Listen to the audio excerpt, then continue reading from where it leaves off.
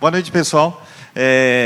Depois de um dia de tantas informações, de tantos entendimentos e conceitos complexos, vou tentar aqui fazer uma apresentação um pouquinho mais leve e tentar contar uma historinha aí para fazer vocês rirem um pouquinho antes dela. Que é o seguinte, bom, por que estou apresentando aí reforço e nunca fiz nada disso, né?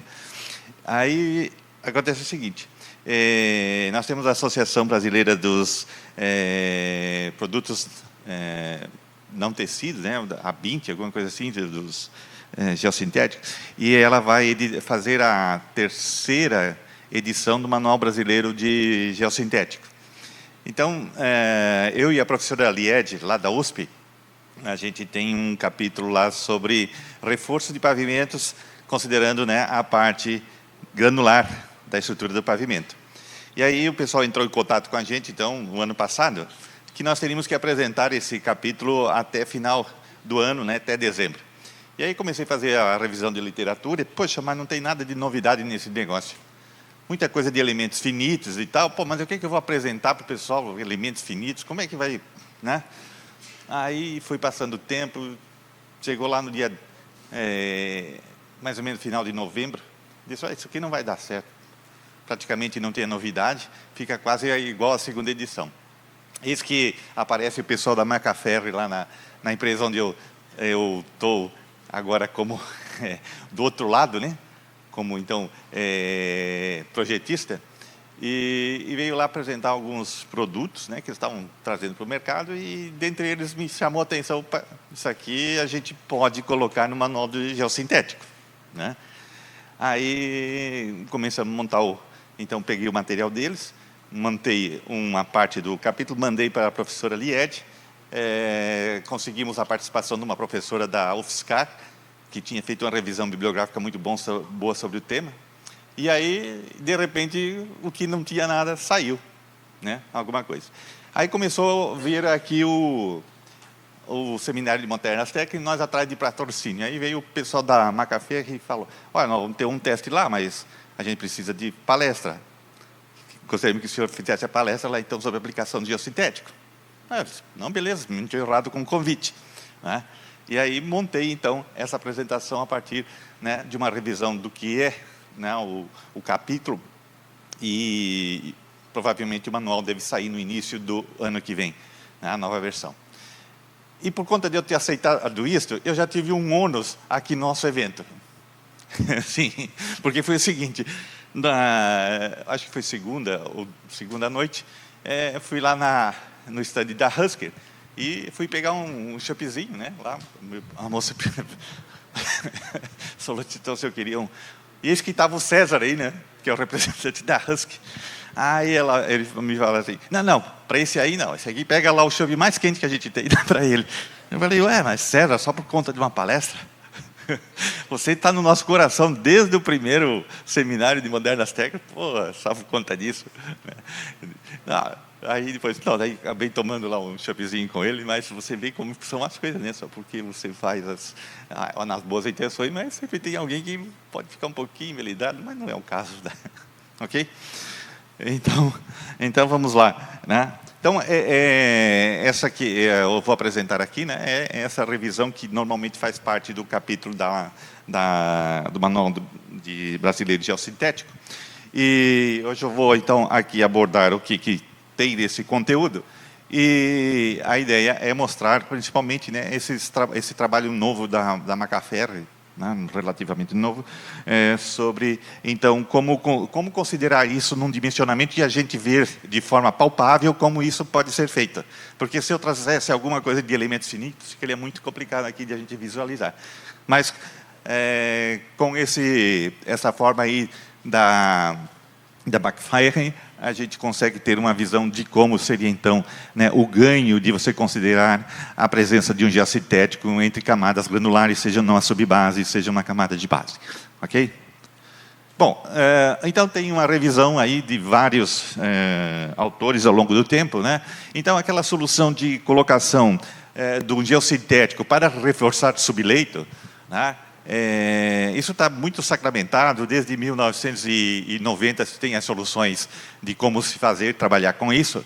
Só que na medida que a gente vai trazendo a presença do geossintético para as camadas mais superiores, nós temos um probleminha que é o fato de eu precisar que seja realmente mobilizada a resistência à tração desse geossintético para ele efetivamente dar um ganho em termos de redução da estrutura, em termos de redução das espessuras. Enquanto eu não tiver essa mobilização dele, né, praticamente fica inócuo a colocação. Então eu preciso ter um pouco de deslocamento aí. Então, é claro, a eficiência é muito maior na camada de subbase, à medida que eu vou trazendo, a eficiência se torna menor, né? Então, tem aqui vários trabalhos ao longo do tempo, tratado desse tema, né? E, como falei, do que tem mais sendo apresentado na literatura ultimamente são as técnicas de elementos finitos, né, tratando de como fazer, então, esse tipo de inserção e como conseguir demonstrar que o fato de eu colocar um geossintético, embora tenha lá um custo, mas eu posso ter ganho, ou em termos de aumento da vida útil do pavimento, ou em termos de redução de espessura, e com um custo de investimento inicial menor para a implantação, né? Bem, quando nós entramos, então, no problema dos elementos finitos, e aí que é não só de elementos finitos, né, mas principalmente eles, nas outras soluções de aplicação praticamente é resolvido com a aplicação da teoria de elasticidade. Aqui, quando nós chegamos na técnica de elementos finitos, o problema maior diz respeito aqui de como... Opa, me adiantei aqui. É de como discretizar aqui esta região de contato entre o elemento, né, o geossintético, e os materiais. Eu posso discretizar esta superfície. Então, eu conheço, por exemplo, aqui os módulos, né, do geossintético, discretizar isso aqui, beleza. Porém, aqui dentro, e no contato dessa superfície, eu tenho uma dificuldade muito grande de discretizar como seria a resistência desse contato, né? Aqui, para os solos ou materiais que eu tenho abaixo, isso está bem resolvido na literatura, em termos de elementos finitos. Aqui dentro também, mas o problema é este contato.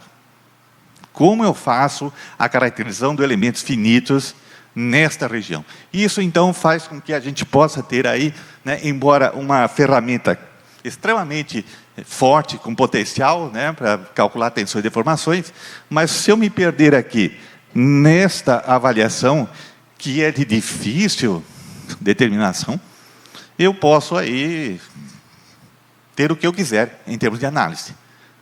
E posso também subdimensionar ou superdimensionar essa estrutura.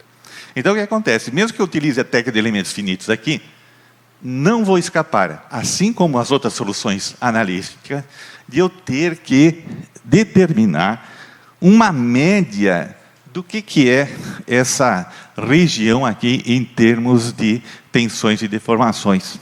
E eu tenho que fazer os ensaios de laboratório para tentar aí ver, né, numa situação de arrancamento ou extensão do geossintético nesse contato, para tentar avaliar como é que reduz, por exemplo, a deformação total da estrutura ou o deslocamento total da estrutura e como isso iria repercutir, então, né, numa redução de espessuras, caso eu colocasse uma ou mais camadas de geossintético dentro da região do material granular. Então, não vai escapar.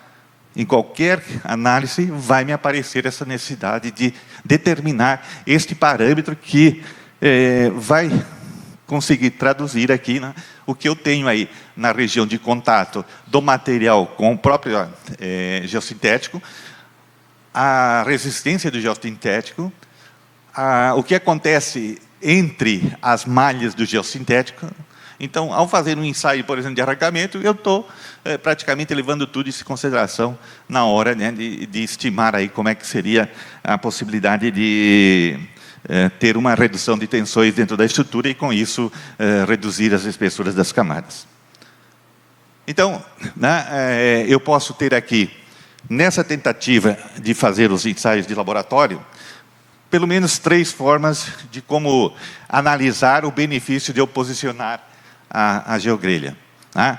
Então, basicamente, essas duas aqui são as mais usuais, né? Um benefício que eu tenho em termos de redução do tráfego, ou um benefício que eu tenho em termos de redução da espessura dessas camadas. Bom, como é que eu faço isso em termos de aplicação? Uma das formas mais fáceis de a gente verificar isto é através da aplicação do método da... Passei rapidinho as outras, porque depois vocês poderão vão ter disponível lá, então podem ficar bastante fácil de entender lá. Aqui um pouquinho mais, talvez complicadinho para quem nunca viu. Uma das formas, então, mais fáceis de a gente ver o benefício é através da aplicação dessa equação de dimensionamento da ASHRAE-Test, que é de 1993. Antiga, mas que está aí, funcionando. Para dimensionamento de pavimento, seja flexível ou rígido. E se nós olharmos no nosso entorno na América do Sul, praticamente todos os países trabalham com o método de dimensionamento da ASHRAE-Test para fazer os seus dimensionamento e construção desses pavimentos, né? Mas no Brasil a gente cata, e aí está toda essa discussão do Medina, né, para o nosso próprio método de dimensionamento. Bem, então aqui nessa equaçãozinha da ASHRAE-Test, nós temos duas possibilidades. Ó. Nós vamos mexer aqui, nesta parcela, ou nós mexemos aqui. Quando nós mexemos aqui, nós estamos dentro do conceito de benefício de redução do tráfego. E quando nós estamos aqui, nós entramos no conceito de redução das espessuras das camadas. O trabalho que a McAfee fez, mexe aqui. Tá? E nós tínhamos como mais comum essa mexida aqui. Essa mexida aqui, basicamente, o que se faz?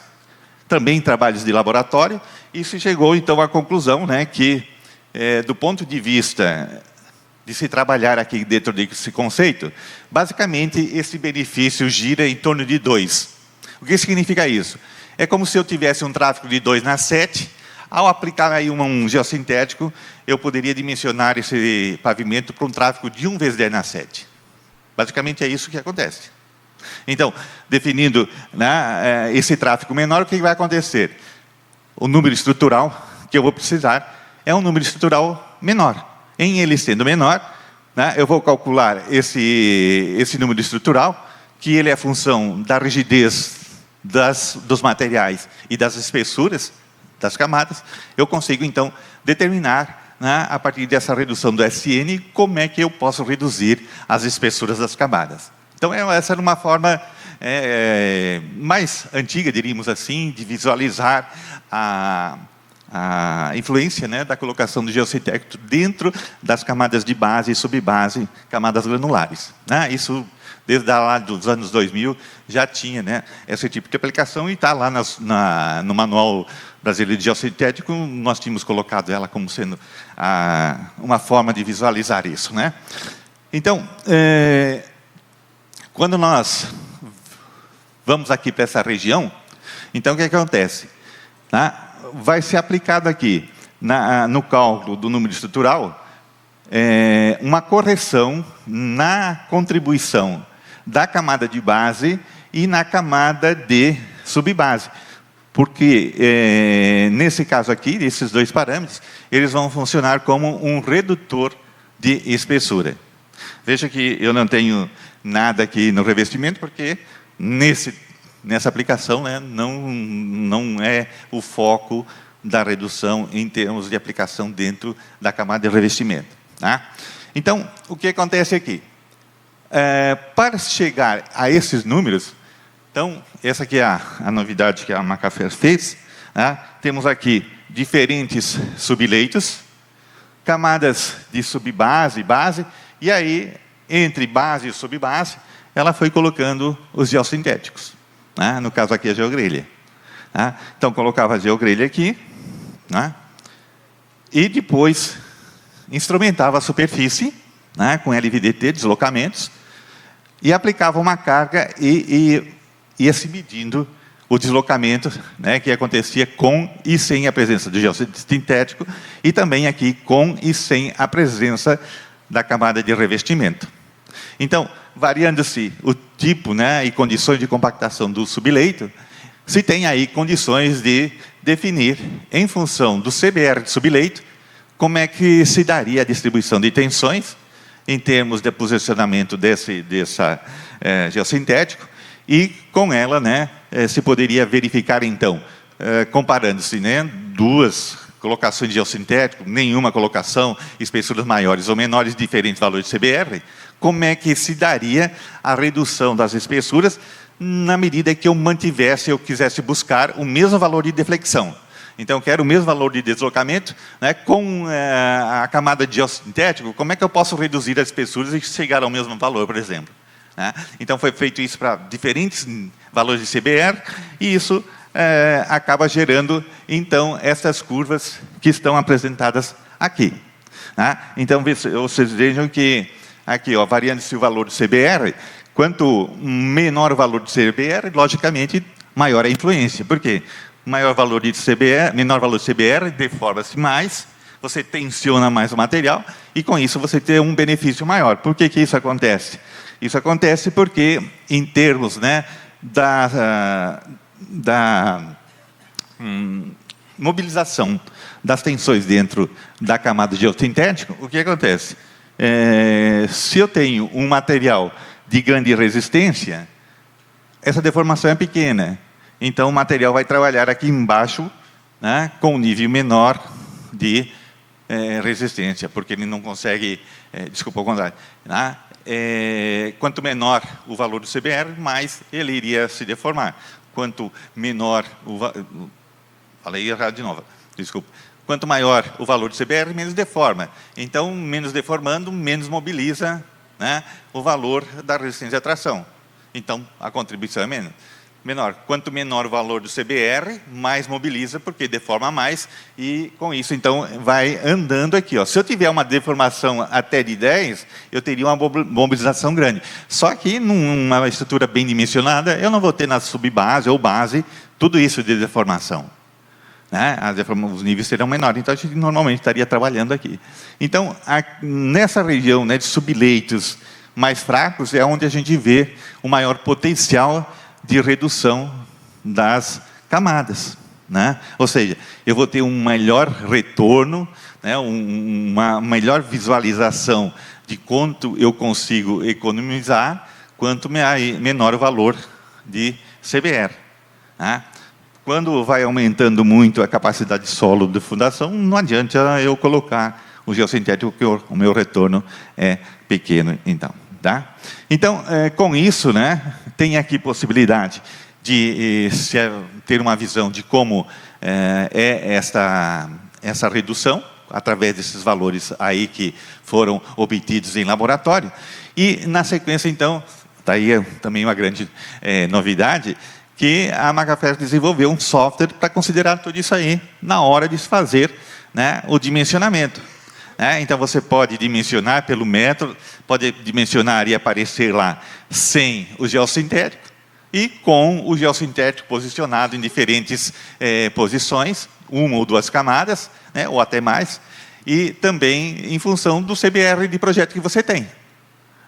Então, se vê isso aí com por exemplo, né, num meio urbano, muito interessante, porque muitas vezes no meio urbano você quer trocar o pavimento, mas não pode ficar, né, escavando demais, porque você não sabe onde está os serviços concessionários, daqui a pouco você rebaixar muito para encaixar uma estrutura aí e preservar as soleiras de entrada dos imóveis, você não pode... Né? Daqui a pouco, se não colocar um produto desse, você precisa aprofundar muito, e daqui a pouco está batendo no sistema de coleta de esgoto, e aí está feita a confusão.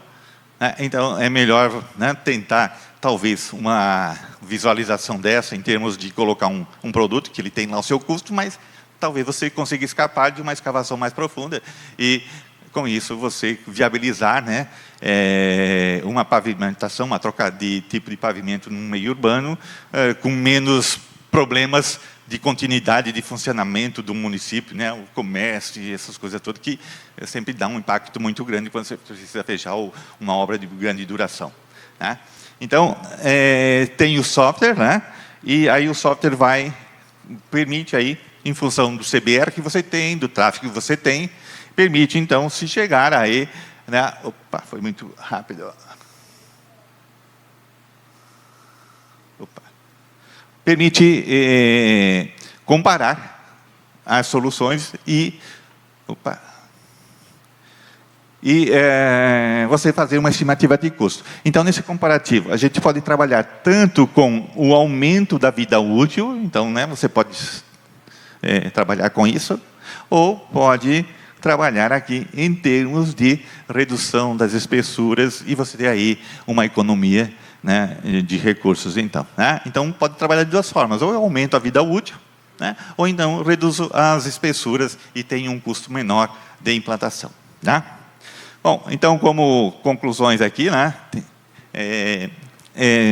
eu testei e é muito interessante e fácil de aplicar. Né? E aí é o seguinte, a Macafé vai disponibilizar esse produto para quem quiser. Né? Só que não é assim quem quiser. Você vai ter que entrar em contato aqui com o nosso representante, o Adroaldo. Por favor, Adroaldo, para quem não conhece, pode aí. Né? Então, vocês têm aí o telefone dele, né? Quem tiver interessado, ele vai estar lá no estande, procurem lá, é o último estande, lá no finalzinho, né? Procurem ele lá, que lá também tem uma cervejinha, tem né, bacana, certo? E aí vocês podem conversar com ele, então, pô, Adroaldo, como é que eu faço para acessar? Inclusive, tem aí a proposição da empresa também ir, né, nas companhias ou nas empresas de vocês, onde vocês atuam, de dar lá um mini curso de como se trabalha com o software. Né? Esse foi o compromisso que eu